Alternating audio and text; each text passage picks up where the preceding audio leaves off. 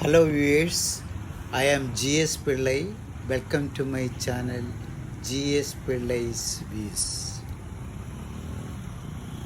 National highway 66-ൻ്റെ ഇടപ്പള്ളി മുതൽ കുന്നുംപുറം വരെയുള്ള വർക്കിൻ്റെ ഒരു അവലോകനമാണ് ഞാൻ ഈ വീഡിയോയിൽ ഉൾക്കൊള്ളിച്ചിരിക്കുന്നത്.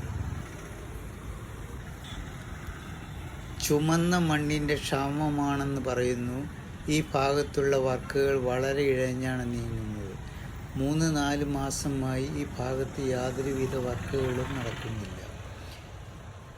മേൽപ്പാലത്തു നിന്നും കുന്നുംപുറമുള്ള അപ്രോച്ച് റോഡിൽ മണ്ണിട്ട് നികത്തി സൈഡ് വാൾ കെട്ടിയാണ് ഇവിടെ റോഡ് നിർമ്മിക്കേണ്ടത്. മണ്ണിൻ്റെ കുറവ് മൂലം ഈ വർക്ക് നടക്കുന്നില്ല. ഇന്ന് കണ്ട ഒരു കാഴ്ചയാണ് ഈ വീഡിയോയ്ക്ക് ആധാരം. പുതിയ കേരള ഗവൺമെൻറ്റിൻ്റെ നിർദ്ദേശപ്രകാരം കായൽ നിലങ്ങളിൽ നിന്നും എടുക്കുന്ന മണ്ണ്, ചെളി ഇതിന് ചുവന്ന മണ്ണിന് പകരം ഉപയോഗിക്കാമെന്നുള്ള പുതിയ ഒരു തീരുമാനത്തിലെത്തിയിരിക്കുന്നു. ആ മണ്ണാണ് നേരിട്ട് കണ്ടത്. 4-5 ലോറി മണ്ണ് ഇവിടെ ഓൾറെഡി ഉണ്ട്.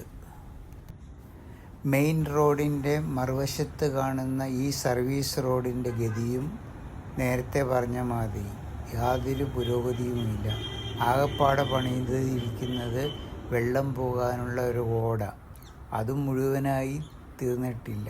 ഇവിടെ വരുമ്പോൾ ഇതാ ഒരു തടസ്സം, നിറയെ വെള്ളക്കെട്ട്. ഇപ്പോഴും പഴയ ആകാശവും പഴയ ഭൂമിയും തന്നെ.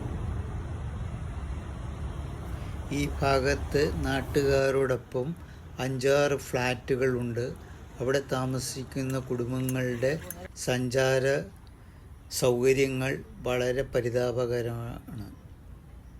വേണ്ടപ്പെട്ട അധികാരികൾ ഈ സർവീസ് റോഡ് വേണ്ട രീതിയിൽ മെയിൻ്റനൻസ് ചെയ്ത് സഞ്ചാരയോഗ്യമാക്കി തരണമെന്ന് വിനീതമായി അഭ്യർത്ഥിക്കുന്നു.